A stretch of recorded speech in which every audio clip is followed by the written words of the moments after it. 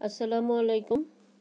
সুপ্রিয় শিক্ষার্থীবৃন্দ, গার্হস্থ্য বিজ্ঞানের অনলাইন ক্লাসে তোমাদের স্বাগত জানাচ্ছি। আমি ডক্টর শাহনাজ বেগম, সহযোগী অধ্যাপক, অর্থনীতি বিভাগ, কুমিল্লা সরকারি মহিলা কলেজ।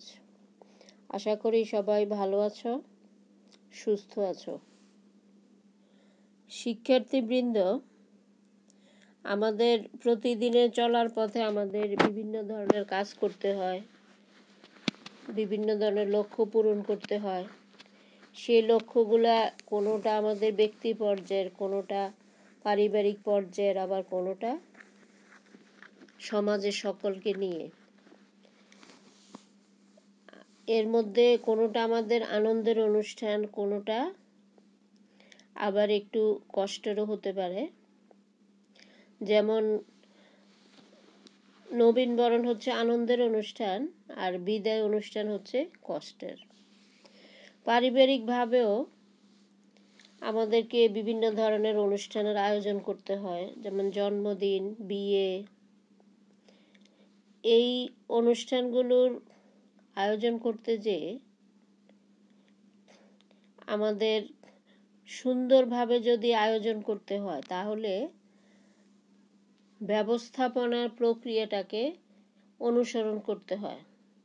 এবং ব্যবস্থাপনার যে প্রক্রিয়া, সেক্ষেত্রে ধাপে ধাপে কাজগুলো আমাদের করতে হয়।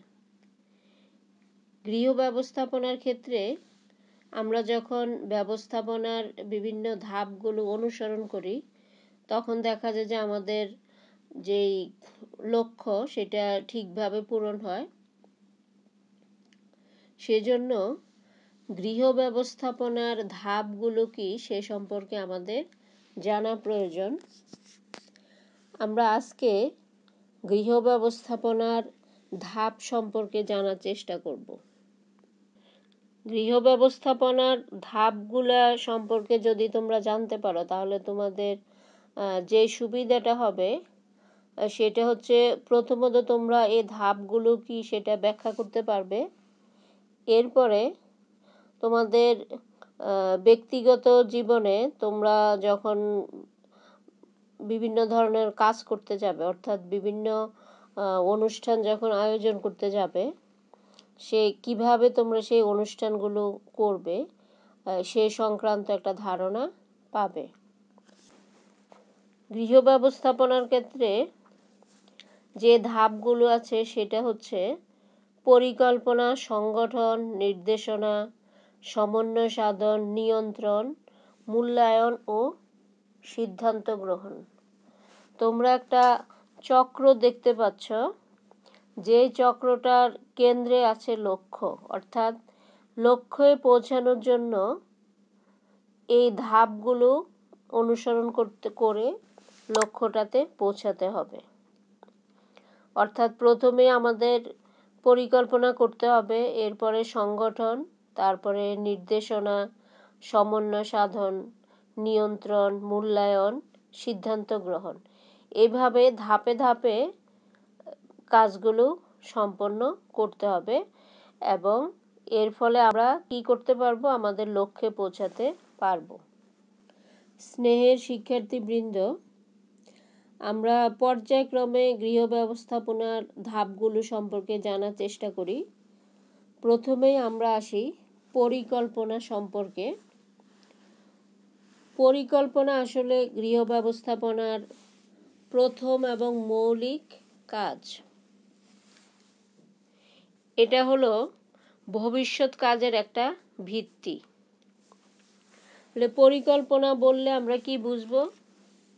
লক্ষ্য অর্জনের জন্য কি করতে হবে, কিভাবে ও কার দ্বারা করতে হবে, কখন ও কত সময় নিয়ে করতে হবে, ইত্যাদি বিষয়ে পূর্ব সিদ্ধান্ত গ্রহণকেই পরিকল্পনা বলে। যদি একটা উদাহরণ দেয় তাহলে আরো সহজ হবে তোমাদের জন্য বোঝা।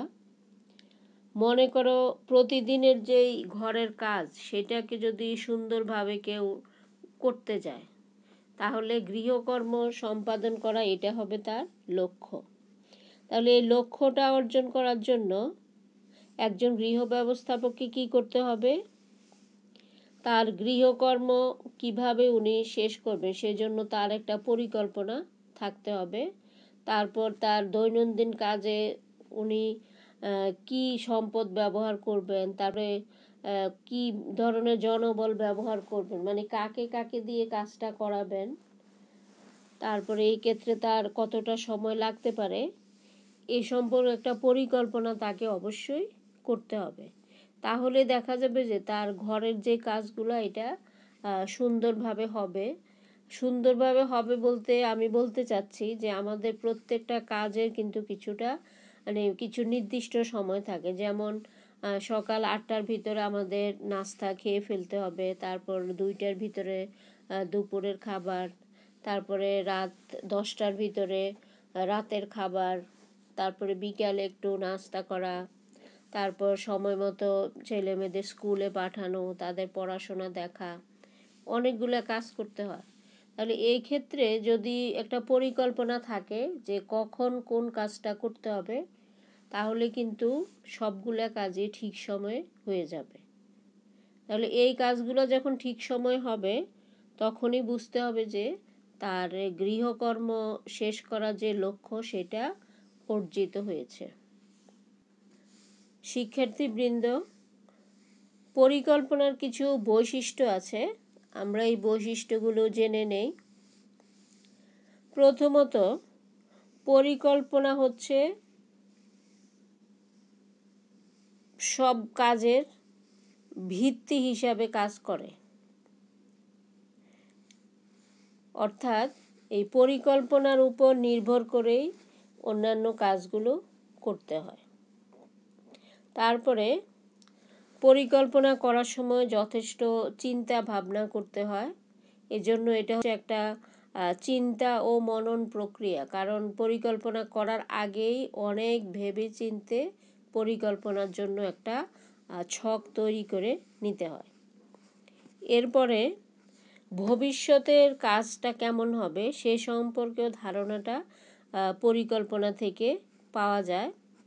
তারপর পরিকল্পনার যে কাজটা এটা ধারাবাহিকভাবে চলতে থাকে। তো পরিকল্পনার এই বৈশিষ্ট্যগুলো আমরা দেখতে পাই। যেহেতু আমরা বলছি যে পরিকল্পনা হচ্ছে অন্য কাজের ভিত্তি, সেজন্য পরিকল্পনা গ্রহণ করার যে কাজ সেটা কিন্তু যথেষ্ট দক্ষতার সাথে করতে হবে এবং এই ক্ষেত্রে কিছু নিয়ম কানুন অনুসরণ করতে হবে। কারণ পরিকল্পনাতেই যদি ভুল থাকে তাহলে সম্পূর্ণ কাজের মধ্যেই ভুল হওয়ার সম্ভাবনা থাকবে। সেজন্য পরিকল্পনা করাটা যথেষ্ট চিন্তা ভাবনা এবং দক্ষতার বিষয়। এক্ষেত্রে সেজন্য কিছু নিয়ম মানতে হবে। এই নিয়মগুলো যদি মানা হয় তাহলে পরিকল্পনাটা সঠিক হবে। প্রথমে আমরা যেটা বলতে পারি যে পরিকল্পনাটা হবে খুব সুস্পষ্ট একটা লক্ষ্য এখানে নির্ধারণ করতে হবে, কারণ এই লক্ষ্য অনুসারেই কিন্তু পরিকল্পনাটাকে গ্রহণ করতে হবে। এখন লক্ষ্য যদি আমাদের না থাকে তাহলে আমরা কিসের ভিত্তিতে পরিকল্পনা নিব? এজন্য পরিকল্পনা করার আগে একটা খুব পরিষ্কারভাবে লক্ষ্য নির্ধারণ করতে হবে। সেই লক্ষ্য কেন্দ্র করেই কিন্তু পরিকল্পনা নিতে হবে। এরপরে পরিকল্পনাটাকে যথেষ্ট সহজবোধ্য হতে হবে, কারণ পরিকল্পনা বাস্তবায়নের কাজটা কিন্তু কয়েকজনকে মিলে করতে হয়। আমরা যদি পরিবারের কথা চিন্তা করি তাহলে পরিবারের সব সদস্য মিলেই কিন্তু একটা পরিকল্পনাকে বাস্তবায়ন করতে হয়। সেক্ষেত্রে পরিকল্পনাতে সহজ হলে সেটা সবার জন্য অনুসরণ করা, অর্থাৎ সবার পক্ষে কাজ করাটা সহজ হয়। এরপরে পরিকল্পনাতে অতীত কাজের একটা মূল্যায়ন থাকতে হবে, কারণ আমাদের পরিবারে যেহেতু প্রতিনিয়ত আমাদের বিভিন্ন ধরনের কাজ করতে হয় এবং প্রত্যেকটা কাজের জন্য আলাদা আলাদা পরিকল্পনা নিতে হয়। তাহলে কোনো একটা পরিকল্পনাতে কোনটা ভালো দিক ছিল, কোনটা দুর্বল দিক ছিল, সেগুলো যদি যাচাই করে কাজ করা হয়, তাহলে প্রথমবারের পরিকল্পনা যে ভুল হয়েছিল, দ্বিতীয় পরিকল্পনাতে সে ভুলটা আর হবে না এবং কাজটাও সুন্দরভাবে করা সম্ভব হবে। সেজন্য পরিকল্পনাতে অতীতের একটা মূল্যায়ন থাকা দরকার। আর পাশাপাশি কাজ করার ক্ষেত্রে যেটা আমরা দেখি সেটা হলো, যে কোনো কাজ করার কিছু বিকল্প উপায় থাকে, তাহলে পরিকল্পনা বাস্তবায়ন করার সময়ও পরিস্থিতি অনুযায়ী যাতে বিকল্প কোনো চিন্তা করা যায় সেই ধরনের একটা সিদ্ধান্ত পরিকল্পনার মধ্যে অবশ্যই নিতে হবে, যে যদি প্রয়োজন হয় আমরা এভাবে না করে কাজটা অন্যভাবেও করতে পারি।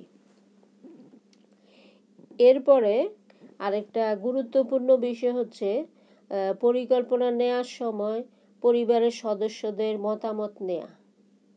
কারণ আমরা জানি যে যে কোনো সিদ্ধান্ত নিলে সেখানে কারো সুবিধা হতে পারে, কারো অসুবিধা হতে পারে। আর সব কাজে সবাই সবসময় একেবারেই একমত হবে এরকমও না। পরিবারের সদস্যদের ইচ্ছা অনিচ্ছা এই বিষয়গুলো থাকতে পারে। সেজন্য মতামত নিয়ে যদি পরিকল্পনা করা হয় তাহলে পরিবারের সকলের জন্য সেটা সুবিধাজনক হয় এবং বাস্তবায়নটাও সহজ হয়। পরিকল্পনা যখন নেওয়া হবে তখন পরিবারের সদস্যদের মধ্যে সম্পর্কটা কেমন সেটা বিবেচনার মধ্যে আনতে হবে।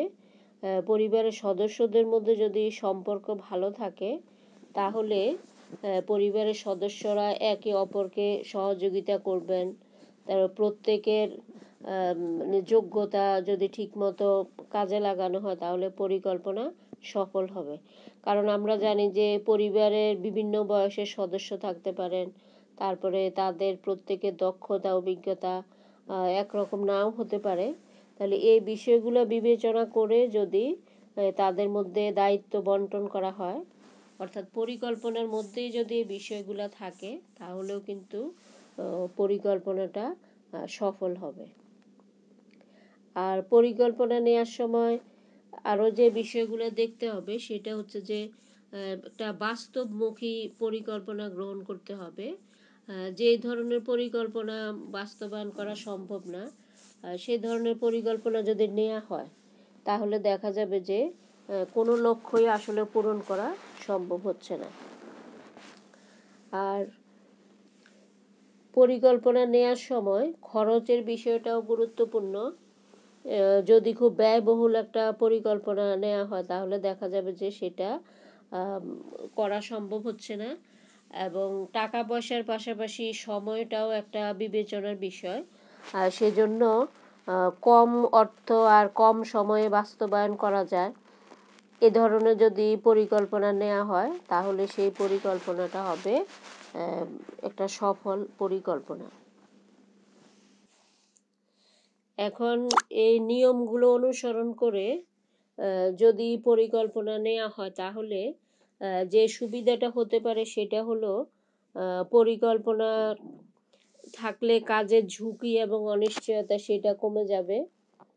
তারপরে পরিকল্পনাটা ভবিষ্যৎ কাজের একটা পথ নির্দেশনা হিসাবে কাজ করবে।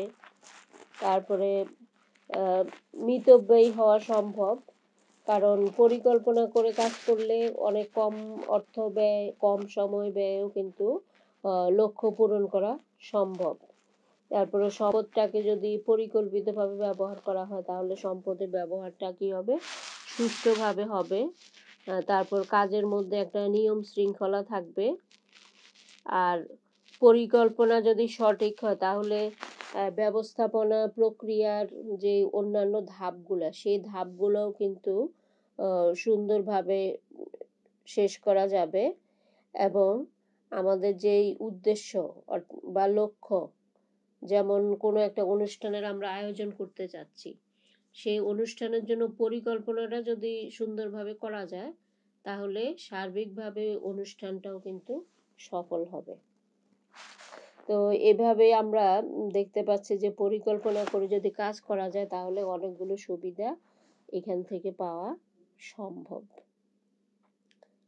শিক্ষার্থীবৃন্দ, যে কোনো কাজের পরিকল্পনা থেকে আমরা কি সুবিধা পেতে পারি, তারপর পরিকল্পনা নেওয়ার সময় আমাদের কি বিষয় মনে রাখতে হবে, আশা করি বিষয়গুলো তোমরা অনুধাবন করতে পেরেছো এবং তোমাদের ব্যক্তিগত জীবনেও তোমরা যখনই কোনো কাজ করতে যাবে তখন পরিকল্পনার মাধ্যমেই অগ্রসর হবে। যেমন তোমাদের পড়াশোনার জন্য অবশ্যই একটা পরিকল্পনা থাকা দরকার এবং সেই পরিকল্পনাকে যদি আমরা বাস্তবায়ন করতে পারো তাহলে তোমাদের যে কাঙ্ক্ষিত লক্ষ্য, পরীক্ষায় ভালো ফলাফল করা, জীবনে প্রতিষ্ঠিত হওয়া, সেগুলো অবশ্যই সম্ভব হবে। আমাদের আজকের ক্লাস এ পর্যন্তই। ধন্যবাদ সবাইকে। সবাই ভালো থেকো, নিরাপদে থেকো।